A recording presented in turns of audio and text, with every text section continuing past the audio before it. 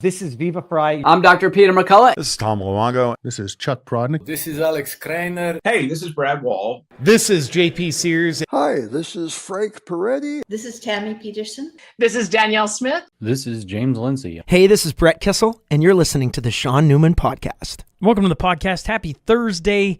Oh, we got lots to get to. Some cool stuff slowly, quickly coming together. But before we get there, let's talk precious metals. They can be thought of as the ultimate insurance policy against economic uncertainty and government incompetence, with deficit spending and fiscal irresponsibility unlikely to end anytime soon. I know he intends to resign. Man, that word really bugs me. But let's be clear. He's still there. And now might be the time to protect a part of your portion of your hard-earned savings with a form of money that has been recognized for thousands of years. It's funny, I had 2 texts today about silver, and silver specifically, and reaching out to Grahame. Anyways, maybe coincidence, maybe not. Silver and gold, that's what I'm talking about. I'm talking Silver Gold Bull. They are my go-to for precious metals with their complete in-house solutions, whether buying, selling, storing, or adding precious metals to your retirement accounts. All you got to do is text or email Grahame down in the show notes for more details. Anytime you're on the SGB, Silver Gold Bull website, just make sure any purchase, just make sure to reference the Shaun Newman Podcast. The Cornerstone Forum. Okay, 2025. Here we are. We're in 2025. May 10th at the Windsport. The hotels, like I've pretty much confirmed it. But before I let it leak, I'm going to just wait. I'm probably going to announce it on Sunday on the Substack because I just want to make sure that I don't screw anything up. I'm like, I think the email's good. I think everything's good, but I'm going to make sure that we got the block. And when I finally get it, I can just say, hey, reference Shaun Newman Podcast, and you're off to the races. But either way, that's like so close. The next thing is the trade show, the expo, the Cornerstone Expo. If you're a business, small or large, that wants to get involved, to have your business on showcase at the Cornerstone Forum, that is finally up. Just shoot me a text, okay? My number's down in the show notes. Shoot me a text. We'd love to have you a part of it. And the prices are like uber affordable. If you're a small business that makes its own products and stuff, it's like $125 to get a table. So it's super affordable. So if you're a business here or across Canada, and you're like, oh man, I could get in on this and have my business set up there, the Cornerstone Expo. The price sheet is now available. Shannon's the one you're going to be dealing with. Super excited about it. So if you're interested, shoot me a text, and I'll gladly email you the document, the price list, so you can see what it all entails. And, we'd love to have you there. Now, you're going, well, who's all there, Shaun? Well, probably not. You probably been listening to me long enough. Martin Armstrong, he's going to be there, CEO of Armstrong Economics, in person, in the flesh. He was virtual last year. Tom Luongo, Alex Kreiner, Chuck Prodnick, those 3 all coming back. Newcomers, Kalen Ford, founder of Alberta Classical Academy, Chase Barber, founder of Edison Motors, Matt Arrett, author of Untold History of Canada book series, Ben Perrin, he's the host of BTC Sessions, Bitcoin that is, Rod Giltaca, CEO of Canadian Coalition for Firearm Rights. We got guest hosts including returner Chris Sims. Everybody really enjoyed having, a different moderator on stage. So Chris Sims is back from the Canadian Taxpayers Federation, and newcomer Tom Bodrovics, host of Palisades Gold Radio. It's going to be a fun couple of days, okay? And we got more things in the works. I'm working as fast and as hard as I can go to try and get all this stuff out. But what you need to know is Sunday, for sure, there's going to be a link on the Substack to the hotel. So if you're waiting to get a hotel room, don't buy one. It's coming. We got good rates. I'm excited about it. I've been to the hotel. Its proximity to the Windsport is really good. Everything about it's awesome. And if you're a pool guy, probably a bunch of people who aren't going to be swimming in the pool. But if you're a pool, it's got a beautiful pool. It's got a water slide if you're bringing kids, So lots going on there. Excited. Hotel, almost there. The expo, I'm going to post that on the Substack Sunday night as well. So if you want to get the information now, shoot me a text, and I'll be gladly to pass it on to you. But also okay. So they're there. I'm way too excited. I'm all over the place. The next thing is the studio is getting new wood put in it this week. So we've begun. We have begun, which is super freaking cool. I don't know. Maybe you can hear it, maybe you can't. I don't know. I'm excited. And at times I'm like, I'm going to talk in circles, but the studio, shout out to Josh, he's putting in the wood as we speak, and the inside of that building is going to start to transform. It's already happening. And I want you to be a part of it. So if you got skills, if you're a carpenter, you're an electrician, you get the point. You're a brick mason. We want to have your skills in it. If you're labor, you're just like, you know what? I'm a dumb guy, but I can handle I mean muscle, not dumb, because I'm that guy. Just give me a crowbar and I'll rip some things out. I can use you as well. Materials, right? You're a company and you're like, listen, I'm sitting on the other side of Canada, but I would gladly pay for a window. I had a guy who was going to pay for a toilet. I chuckled. I'm like, perfect. Yeah, all right. That works for me. If that's you and you're like, oh, yeah, I would love to. Listen, we're windows, doors, everything. We got to do everything. And then finally, money. Obviously, it's a value for value deal. I've been talking on and off about this on a lot of different podcasts leading up to Christmas. This is my value for value exchange for you. If you like what I'm doing and you want to e-transfer some money, I'm building a wall in the studio and your name's going to go on it. So the latest is Grant Miller and Kathleen Davis. Before that was Kirby Cohen, Louis Stang, Kevin Damon, Tom Eichert, and then a whole bunch of companies have stepped on board. The latest is McGowan Chartered Accountant. So that's Kristen. She was an advertiser, and she's like, I want to be a part of this studio. So now she's hopped on board, as well as Crude Master. And so if you're a company out there, if you're an individual, I want to find a way to have you all a part of this. This has been a journey, as you all know, and if I can find a way to have you a part of the legacy wall and a part of building this thing that I think is going to be, man, I don't know, super freaking cool. I'm excited about it. That got underway. 2025. Let's go. All right? Full throttle here. Yeah. Let's get on that tail. I'm excited, folks. I'm excited. Excited. Lots of things going on. Let's get on that tail of the tape.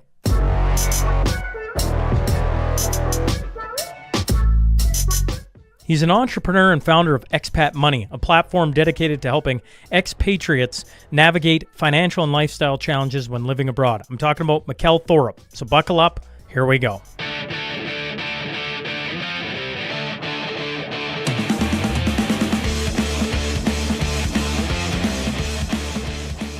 Can you say, before we start, this is Mikkel Thorup, and you're listening to the Shaun Newman Podcast? Sure. This is Mikkel Thorup. Ah, shit. My fault. This is Mikkel Thorup, and you're listening to the Shaun Newman Podcast. Of course, I delay, and then I'm like, oh, he's going to ask if anytime. No, anytime. Anyways, thank you. Welcome to the Shaun Newman Podcast. I'm joined by Mikkel Thorup. Mikkel, thanks for hopping back on. My pleasure. This is our third or fourth appearance on your show, so I'm very happy to be welcome back. So thank you very much for having me again. Well, it's funny. It's the start of a new year, and I'm like, we got a lot of stuff going on in North America right now. I mean, literally just the other day, Trudeau intends to resign. I think that's how he said it. I'm like, okay, so you're going to stay on until but now we're going to have a leadership review. Regardless, it doesn't matter. You being a former Canadian, I don't know how you expats say it. Canadian citizen, but not Canadian tax resident. Correct. There you go. I guess I'm just going to start with the two biggest things. Here in North America, you got Donald Trump, who's getting inaugurated January 20th, if he makes it there. And you've got Justin Trudeau, who now intends to resign, or whatever we're calling it. From a world standpoint, where you sit, what do you think of all this? And what does it mean for, I don't know, the larger world, or for people that are, we're thinking about plan B, maybe they're in the middle of plan B. Does this change things? Lay it on us. Sure. Let's start with the U.S. side. So first and foremost, I'm super bullish that Trump is in. I think it's better for planet Earth on pretty much every front. I'm not like an ever Trumper, or don't think that he doesn't have flaws. The man has flaws, absolutely. But in the things that are most important to me, I think he does great. I'm very venomously opposed to war. I would hope that we're going to have a conclusion to a lot of the things that have been going on, especially in Russia and Ukraine. We'll see about the Middle East. I'm a little bit worried about what's going to be happening with China, but hopefully it's more of an economic or legal war and not a kinetic war.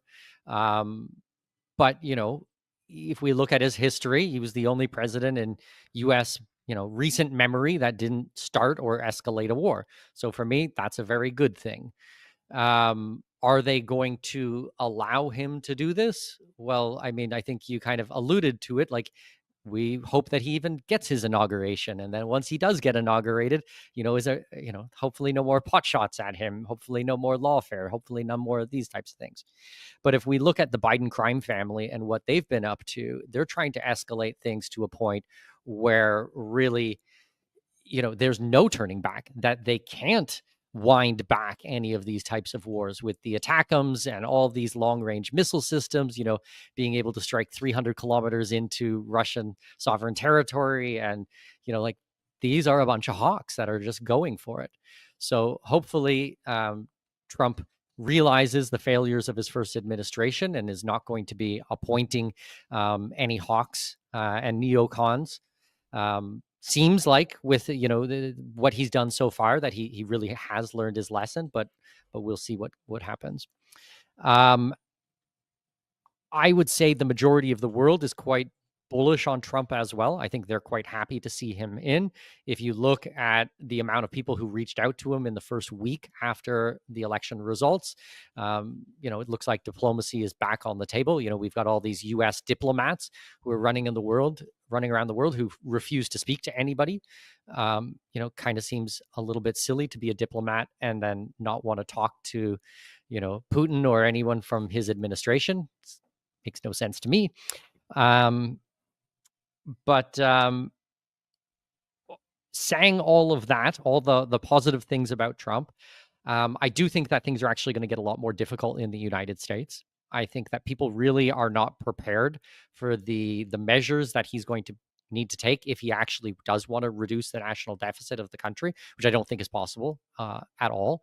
I think that this Elon Musk type of thing coming in and the Doge reducing spending and cutting back and all these things is purely for show, mostly because Social Security, defense budget, and the interest payments are not on the table, which are the three things that make up the majority of the costs there.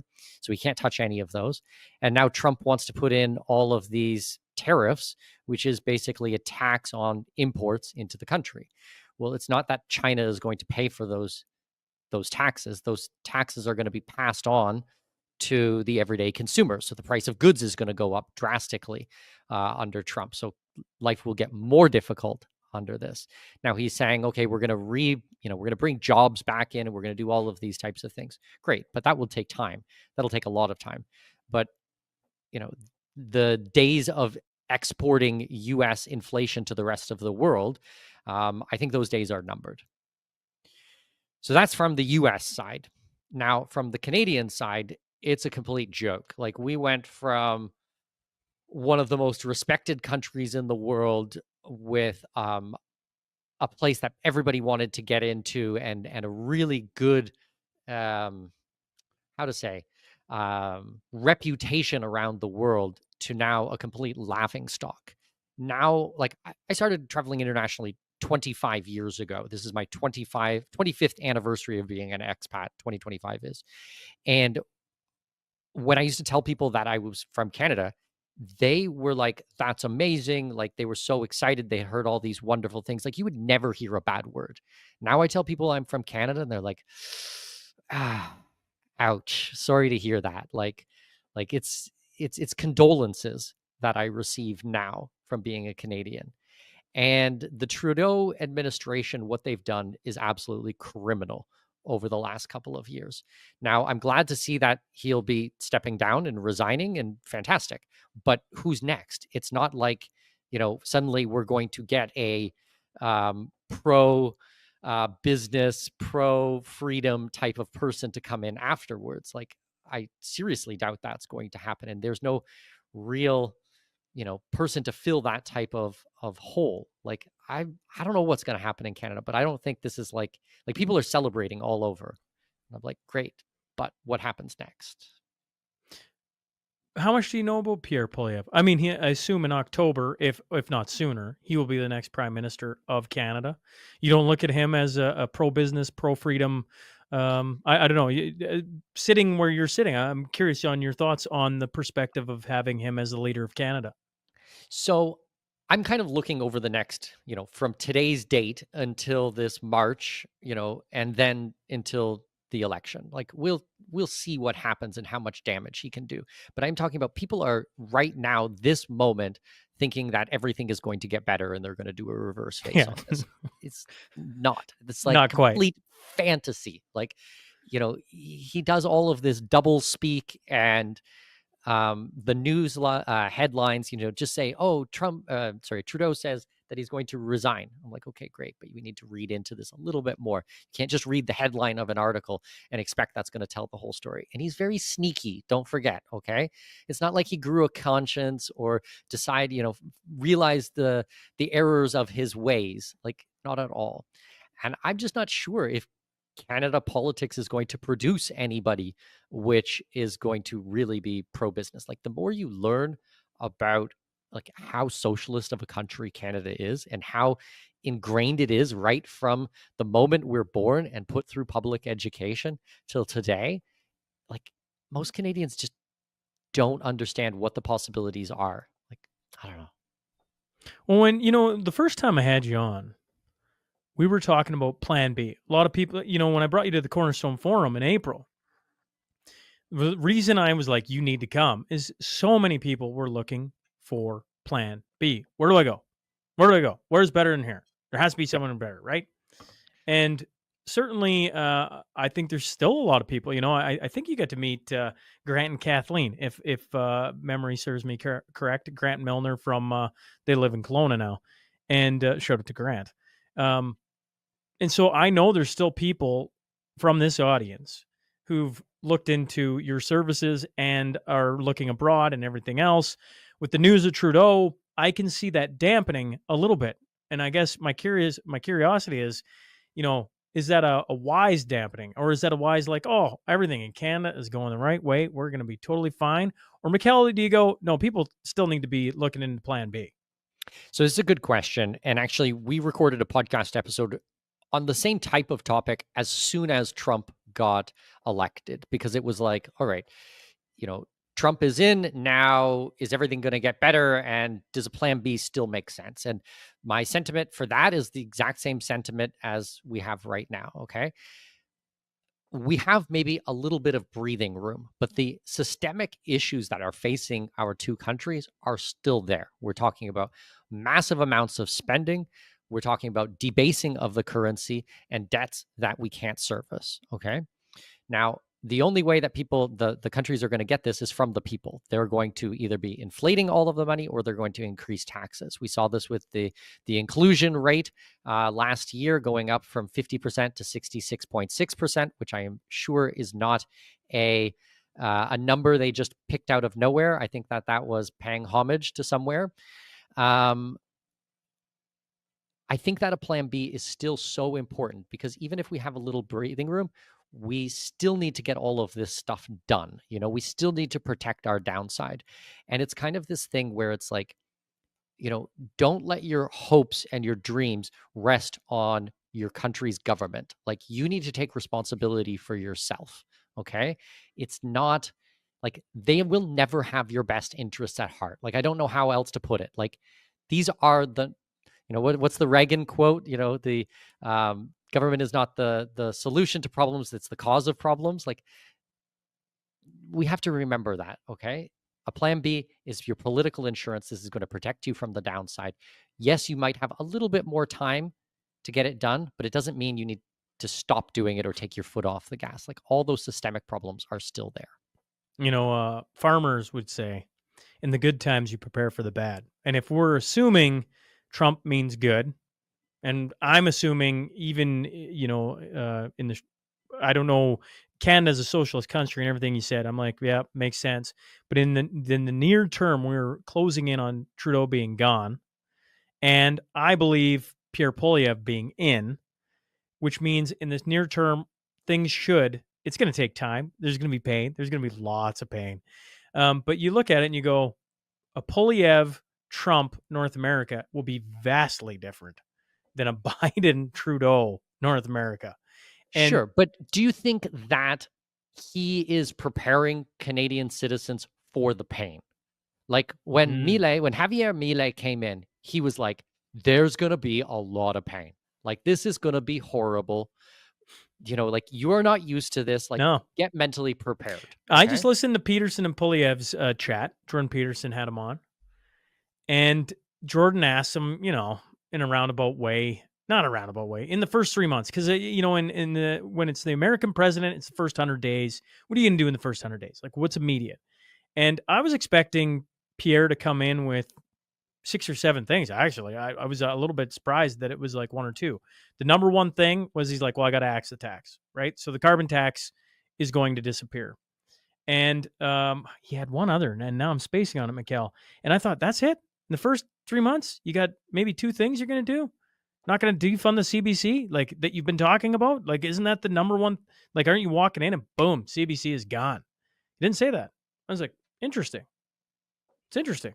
Because when you bring up Milei, he walked in and he started ripping things out and doing crazy things. Chainsaw. The guy, I'm going to take a chainsaw to this, a chainsaw to that. And what did he do? He did it. And there was a lot of pain and there was a lot of problems and a lot of protests. And he's like, listen, I told you. But see, Trump didn't prepare anybody for any of the pain. He's like, we're just going to make America great again. We're going to take back, we're going to make everybody else pay for everything. And, he's not telling the full story.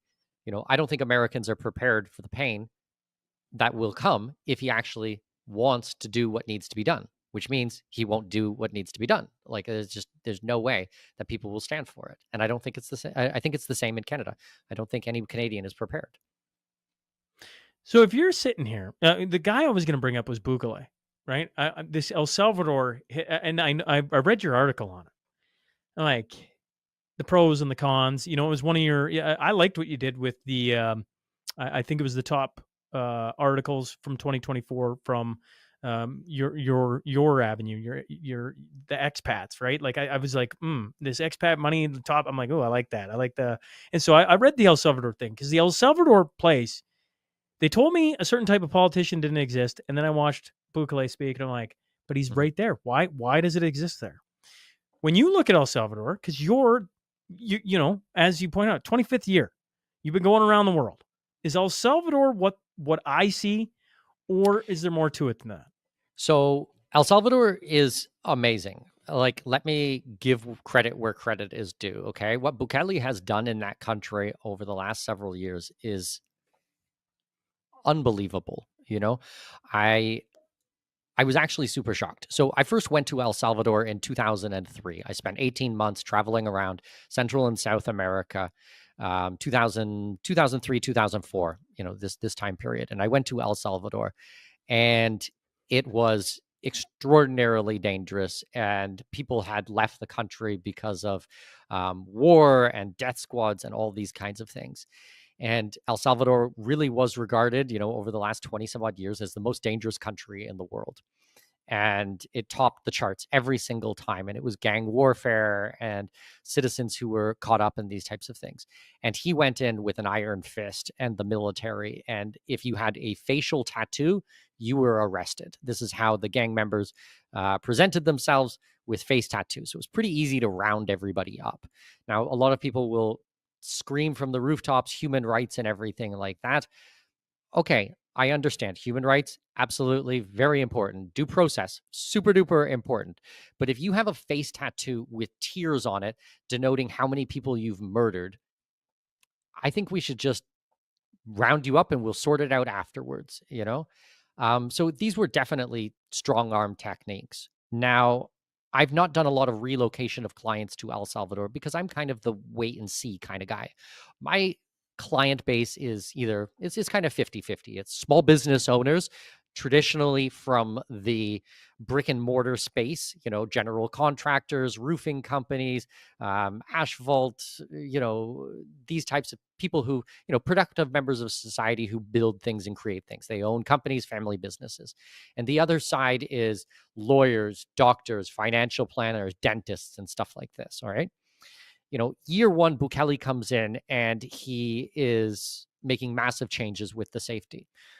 Am I going to relocate my dentist from, I don't know, Ohio or something like this down to El Salvador? No, I'm not. Like I have certain responsibility and my words have weight to them, and I'm quite conservative. Okay. But it doesn't mean that I discount El Salvador or the important work that he's doing in the country. Okay. I just want to give him time to do these types of things.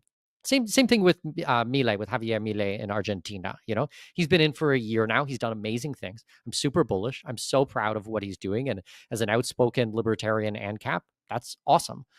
But I'm going to give him a little bit of time to work his magic, like let everything go. I'd rather move people to like Panama, where I am right now, which had a new administration come in May of last year and is pro-business, pro-foreign direct investment, and it's a safe, stable country where we're not trying to overcome all of these problems. Like I go for more well-established expat countries right now. But yes, I'm happy about what Bukele is doing, Milei is doing, even Daniel in Ecuador, what he's trying to do in the country. That country has a ton of problems. He's really trying to fight back about it. But it's not where I'm relocating people to today. Make sense? Yeah, well, it does. I find it very you have a very interesting perspective. I sit in Canada and I stare at places like El Salvador, and things that stick out to me are the way he talks, the things he says that supposedly politicians aren't allowed to say and talk. And it's nothing extreme. It's just actually it's more common sense than anything. It's like that makes a complete ton of sense. And yet in Canada, when you talk about, is Pierre setting everybody up for it's going to be hard and I'm going to go, it's like, no, we both know that isn't the way our politicians talk. They don't. Here in Alberta, Danielle ran on a tax cut and it's never come. And you think about that, and I'm like, I wonder what it would take to axe a few jobs out of the big giant government and everything else. And you look at Malay or you look at Bukele and what they've done in their respective countries on how quickly they went. And I think the quick is what surprises me sitting here. And I think it surprises you sitting there too. No, he was amazing. And did you watch him on Tucker Carlson? Yes. Tucker asks him, he's like, that must have been exceptionally difficult. Like, what did you do? Bukele goes, I prayed. I had the whole cabinet there and we all held hands and we prayed and we asked God for strength. And I was like, that's amazing. Like, what other politician in the world? None. Exactly. None. Like maybe he's just, none. That's amazing. Like, it's just not something you hear. Like, it's just such a humbling, like, I didn't know what to do. And I sought guidance and like, I don't know. I mean, it's what like attracts I could me. see Trudeau doing it, but on the opposite side, like he held hands Yes. and prayed to Satan and then asked for guidance and Satan told him what to do. Like legit. I could see that happening, but other politicians, not being honest about it, but I'm sure that is in reality what happened. You yes, I'm like, this is what fascinates me about El Salvador. So when you wrote your article, I was in your top. I'm like, oh, I got to read that because I'm like, I want to go there at some point. I just want to go see it for myself. I just want to walk around and be like, huh, this is what I thought or didn't think or whatever. Anytime you see somebody that unique, it's just like, how is that possible? But you go from the most dangerous country. It's like people can talk human rights all they want. Were they talking about human rights when they were the most dangerous country on the planet? No. Yep. Right? They were like, well, we'll go somewhere else and talk about human rights. Okay. Like safety, like societal safety gives you the ability to talk of human rights. Up until that point, don't talk to me about human rights, right? Like you're worried about getting your head shot or dragged off. Exactly. Like it's unbelievable.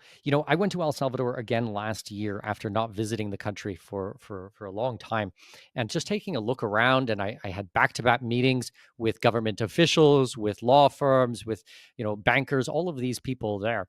and just trying to get a feel for everything. And I did a complete episode on my experiences at Expat Money Show. You guys can go back and find that episode. But I think one of the biggest strengths, or one of the coolest things about El Salvador and the Bukele family, is not the Bitcoin that they made it legal tender, which is awesome. I think it's rad, absolutely. And it's not the safety, which is extraordinarily important. And I'm very bullish on that. It's actually the fact that the Bukele family and El Salvador ask questions, that they're bringing in really knowledgeable people from many different, across the aisle, from all over the world, to come in and consult them. They don't have this arrogance, like, we know the best way of everything, we're going to just do what is in our brain. Like, I was there to talk to government officials because they want to understand foreign direct investment and bringing expats into the country. And, we're looking at all the legal system and all the laws and the corporate structuring and the banking and all of these types of things to try to help them. And they're actually asking those questions, and they want the feedback. Like, most countries aren't like that. That's insane, though. Like, think about that. You think most countries would be like, that would make a lot of sense. We'd like some people to want to come here, and we'd want to be open to business and all these things. But you're realizing that's super unique. Yeah, Shaun, it just doesn't happen. Like, it doesn't happen. No one is looking at best practices from other countries and going, ooh, we can borrow that law, we can do this structuring, we can add this in, let's get rid of this junk. They just, Canada and the US, they just pile on law after law after law. So, like, no one really understands, like, the US tax code. Like, no one really understands what's going on. For every aspect, there's 50 things that contradict it. It's like, it's a complete mess. And it's like that with all Western societies. What's that famous book? It's like 3 felonies a day on average. A normal everyday citizen commits 3 felonies, like prison-worthy sentences a day, and they don't even know it. Like, we're not talking about things that are based on natural law or God's law or something like that. Okay, don't steal, don't lie, don't rape, don't murder, things like that. Like, we're talking about all kinds of ridiculous things that just make no sense, and no one could possibly keep up with all of these. So if they want to come after you, they're going to be able to find all these laws that you broke and then use them against you, so they can tie you up in court, or damage your reputation or your ability to generate income or livelihood. Like, I don't think it's a mistake that they've done these types of things. I think it's on purpose. Man, I could sit and talk Bukele and El Salvador for a long time, because I just got to go there. It's as simple as that. I got my own conference coming. You've been to the Cornerstone Forum. You've been one of the speakers at it. But before we ever get remotely close to that, this year, Panama City, you got your own. Let's talk about it. What do you have coming up here in March? Yeah, absolutely. So March 14th and 15th, we've got a big event happening in downtown Panama City. Panama. It's going to be amazing. We've done lots of small tours and masterminds and smaller events in person, and they've all been fantastic. And we've done large online events with thousands upon thousands of people, but we've never kind of done an in-person larger event. So, I was quite inspired. I was at your conference. It was such a fun experience, and it was so cool to spend time with a larger group of people and discuss really important ideas. And I decided, I need to do that for my people as well.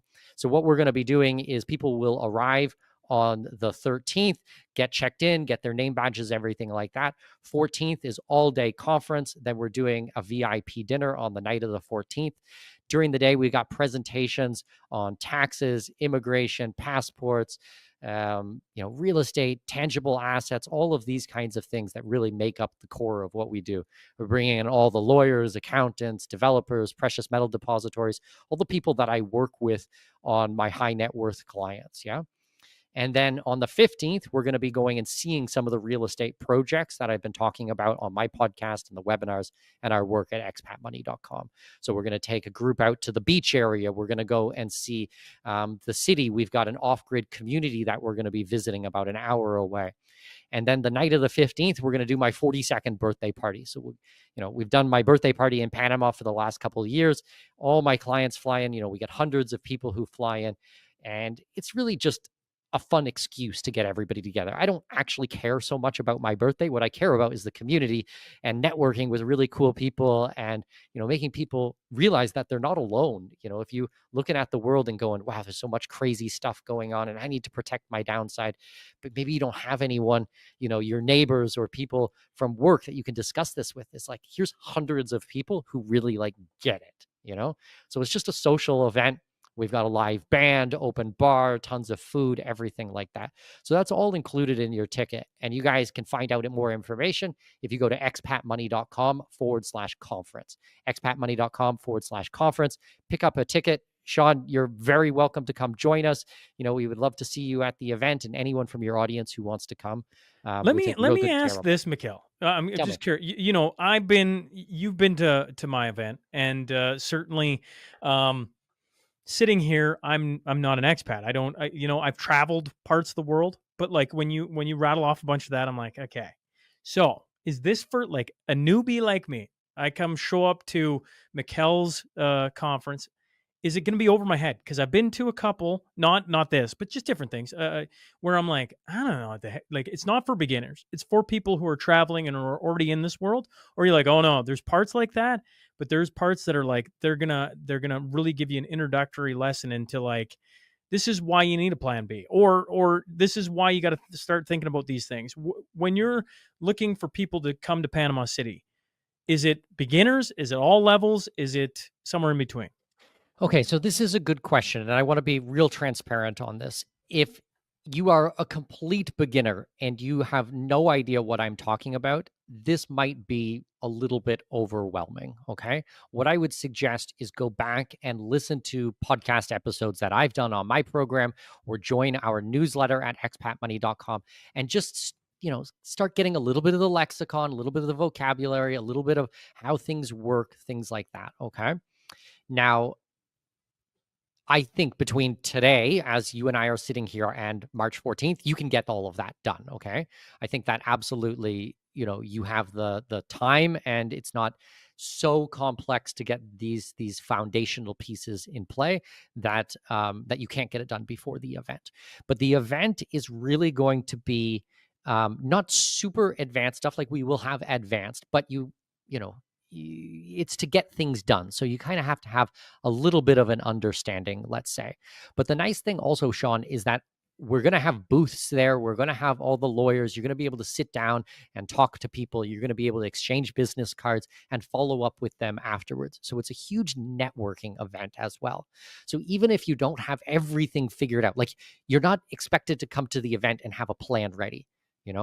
You're expected to come to the event and have a basic understanding of what's happening in the world, and then meet cool people who are going to be able to help flesh out, what is most important to you, and formulate a plan.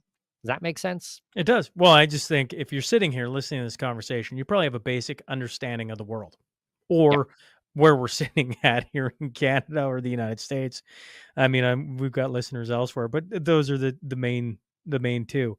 And so if you're sitting there, I just want to make it really clear. Like, if you're listening to this today and you're a commie, or you believe in woke stuff, or it's probably not the place sexualization for of you. children, and transgender things for 8-year-olds, like, this ain't the event for you. Like, this is a freedom-minded event, and like, we are very upfront about our value system, and we're here to help good people, not spread bad ideas around the world. Like, I'm not trying to take bad Canadian ideas and move them offshore. I'm trying to take the cool people who understand, good families, and help them. The chances, I can't imagine somebody who fits that bill is looking to get out of Canada. They're probably going, "This is the place for me." It's the people are going, look at California, though. Californians leave California, bring all their bad ideas with them, and now we're trying to change places like Florida and Texas. Like, it's bonkers. It makes no sense. It's like, you guys got exactly what you wanted. Like, it's California. Like, just stay there. Like, why are you leaving if you don't like this stuff? Like, that's a good point, though, isn't it? Like, you think some of that's probably nefarious. Like, maybe there's incentive to try and spread bad ideas, but part of it's probably like they actually don't like living where their bad ideas are implemented, and so they're going elsewhere. I think they can't help themselves. I think it's like a cancer. These ideologies are a pure cancer. And even though it kills the host, it still needs to go on and spread. Yeah. Ah. Well, I'm glad you said it. I guess where I'm at is like, if you're sitting here and you're listening to this, chances are you have the basic understanding, because I've been reading your newsletters. There's lots of great information in there, but there's very few now that I get to where I'm like, I don't fully understand it. Although I did really enjoy, if you're wanting to understand passports, you have a great article on passports. So I was like, that's actually really useful information, because it's like, what are they taking when they scan your passport? What makes up, jumping between countries? I mean, yourself would have a pretty good insight on that. Sure. I mean, we try to do a whole variety of articles on our website, and we get hundreds of thousands of people who read our stuff, or if you include the podcast and YouTube, I mean millions of people. We try to do all levels, like the most basic stuff to really advanced technical types of things. A lot of the technical articles come forth because I'll be working with a private client, which is, side note, what I actually do for a living. Is I work with high net worth individuals or families and consult them through this whole process. But sometimes they will ask a question and I'll explain it to them, but it's like, okay, I got to write it out all in an email. I might as well put it in an article format, put it online so that more people can benefit from it. And then when future clients are asking about it, it's like, here, read this comprehensive article that really outlines everything, that's got all the formatting and the structure and the images and the, first do this, second do that. Like everything is right there, paint by numbers for you. So, there are technical ones on there like that, but there are really, foundational, like I don't like the word basic, but like foundational I type of think paint things. by numbers, and that's what the type of guy right now I am, Mikkel. Just lay it to me nice and easy, like I'm Yep. back in kindergarten, or maybe, I don't know, is that grade 4? I don't know when you start painting by numbers, but I've enjoyed.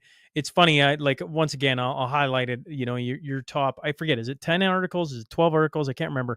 You had your top Yeah. articles 12. of Yeah. 2024. I found that very interesting. I found, what stuck out to other people, and it's funny. I read them. I'm like, oh yeah, that is really interesting, right? And some of it is, the passport thing is pretty basic, except it's everybody uses it. Nobody understands it. They walk through, scan it, all right, You'd and be everybody goes, I wonder what surprised, they took. what people understand and don't understand. Like people will just be like, okay, they'll try to use the word citizenship and residency interchangeably. It's like, that's not the same thing. Like these are legal terms and they have meanings. And like I think just in general, people are very flippant with their vocabulary these days. And it's like, no, if we need to be very precise. Like if we're describing something, this is a legal term, let's make sure we know exactly what the lexicon is and what rights are included in that. Like you can't just replace words all over the place and think it doesn't matter. So we really try to hammer home on these types of things, and I try to give real life examples on how this is used and why it's important and why we need to be covering these types of things. So yes, it's, some of it might seem basic, like what is a passport, but people just, I mean, there's just gaps in people's knowledge on these types of things. So I try to fill those gaps so that you have a full understanding and then can make an informed decision about what you're going to do with your life.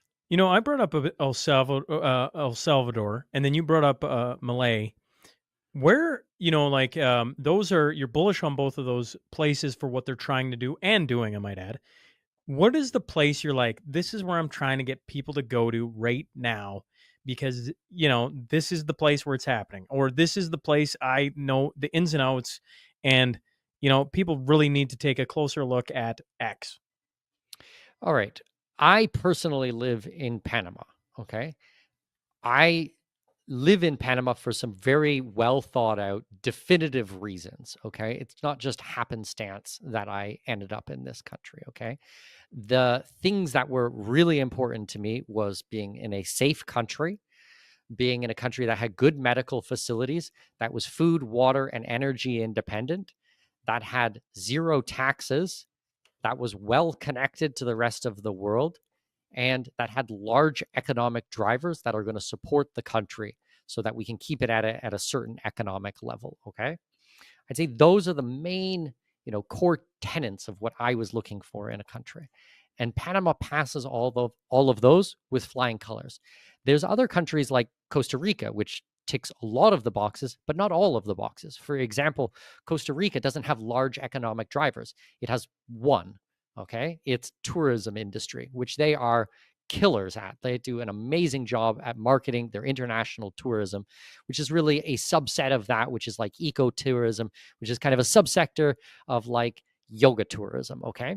But if you look at what happened during COVID and they closed down borders and people are not traveling, well, Costa Rica was screwed. I mean, they had no, foreign currency coming into their country at all during this time. It didn't help that they did mandatory vaccination for children under 6 years old, which is pretty gross.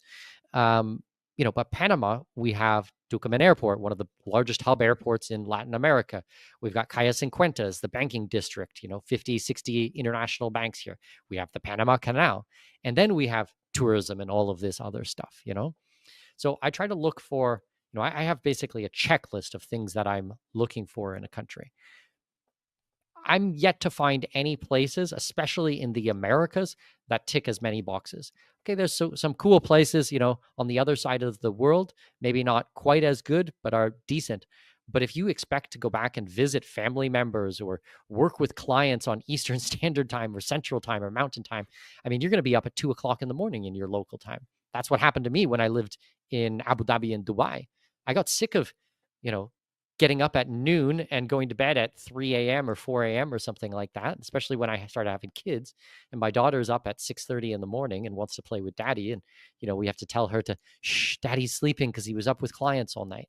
I didn't want that, So I think that Panama's probably number one. And then from Panama, there are other cool places. I'm not going to say there's not, but Panama's number one. If people, are like, okay, you got my interest piqued, it's like, something's going there. I assume just send them over to expatmoney.com. Yes? Yeah, absolutely. I mean, there's two real things that you can do is sign up for the newsletter at expatmoney.com, and wherever you're listening to today's podcast, find the Expat Money Show. If you're listening on I don't know, Stitcher Radio. I don't even think Stitcher Radio exists anymore. Apple Podcasts or what's the sad thing is I remember Stitcher. I'm like, I actually remember I'm so that. used to it because I was using it for so many years. It's the first one that comes out of my mouth.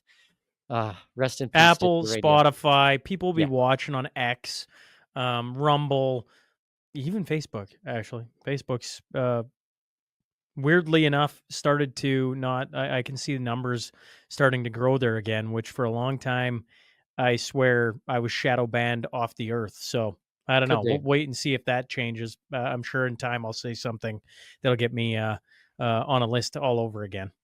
Well, a lot of people listen to podcasts on Apple Podcasts or one of the derivatives from Apple Podcasts, Spotify for sure, or the aggregator types of sites like Podcast Addict or things like that. Like that's where I listen to podcasts now. Go and search Expat Money Show and subscribe on there, and then we do a new episode every Wednesday morning, 6 a.m. And there's 10 years of content, almost 10 years of content on there for you. You in listing off things you look for. One of the things here in Canada that's been growing has been homeschooling, right? Lots of people not happy with the educational system. They've been growing in homeschooling. And I feel like I read it in one of your articles about homeschooling abroad. Did I read that? Or am I just making that up? 3 kids, we homeschool our children. It was another tick of the box for Panama where homeschooling is legal. The UAE where I lived, at least at that time, it wasn't legal.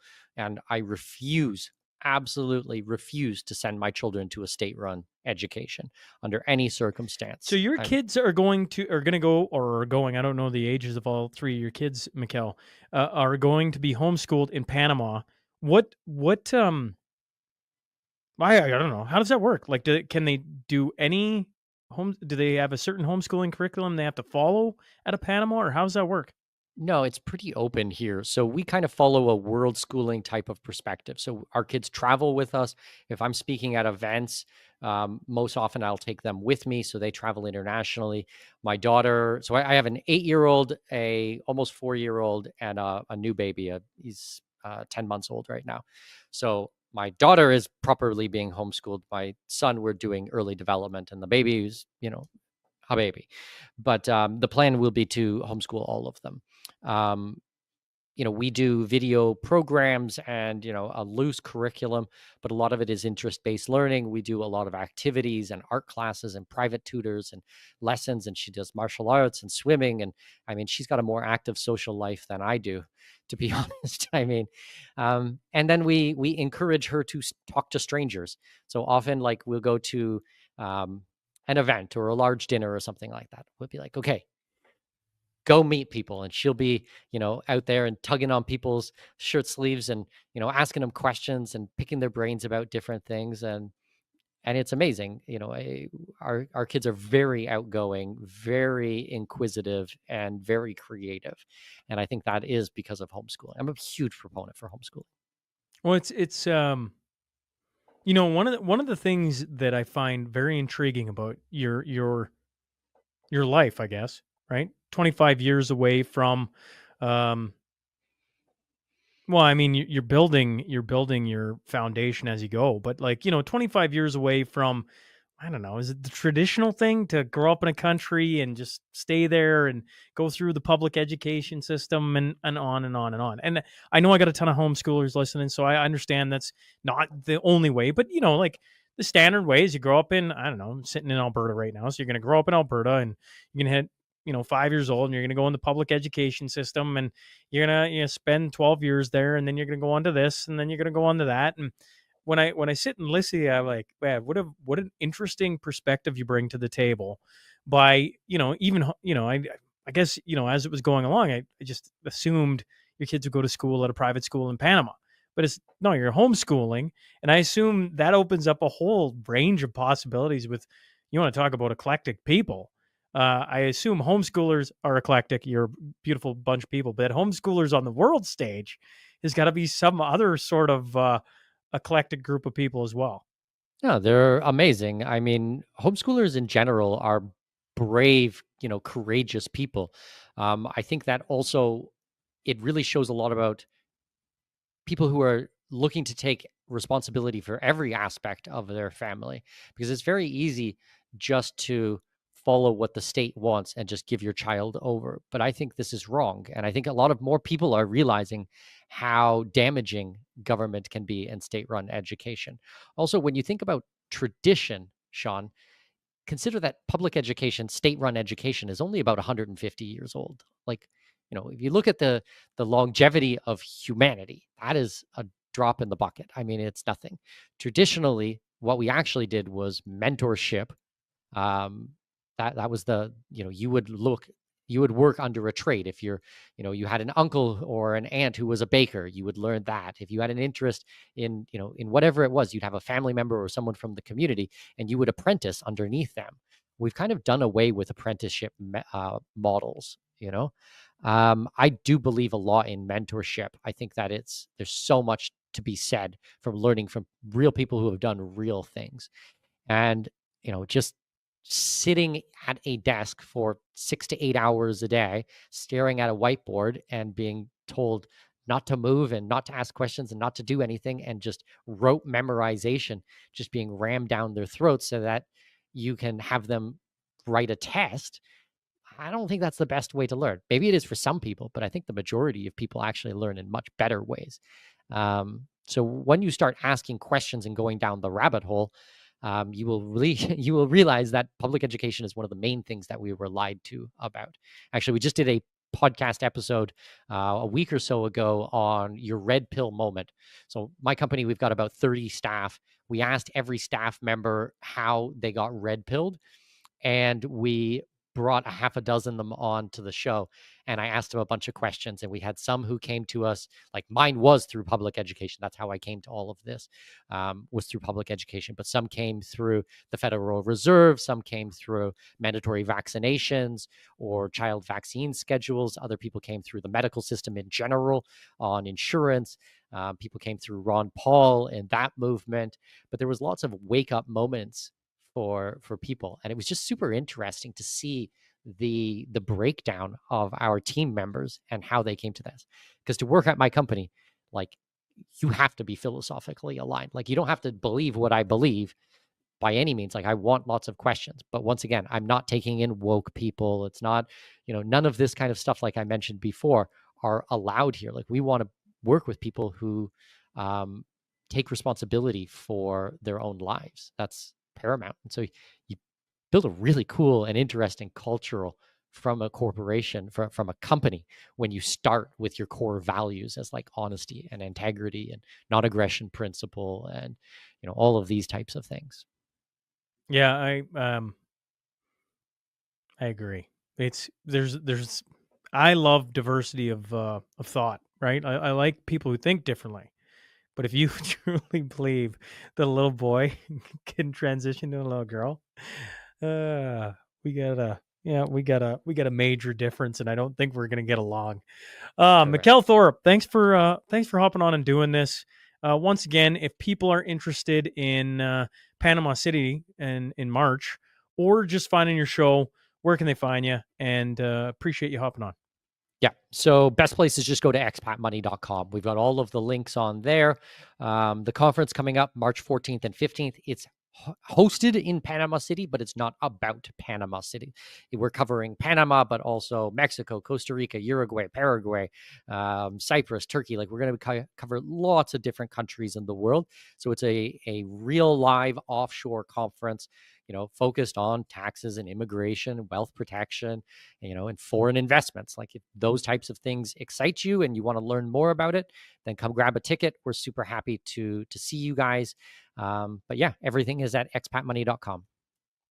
There you go, folks. Thanks again, Mikkel, for hopping on and doing this. Hopefully we get to chat with you, because one of the things we're going to wait and see if Trump gets in. I assume he is. And then we're going to see what happens in Canada. And I'm sure there's going to be other things that happen on the world stage. And your perspective is always welcome here, because it's so unique to the list of guests that I bring on the show. You have a very interesting perspective, and I mean network. To be honest, it's fascinating to hear your thoughts on the world at large, and we appreciate you hopping on once again here in the new year. And we'll see. Best of luck with the conference, and thanks again for hopping on.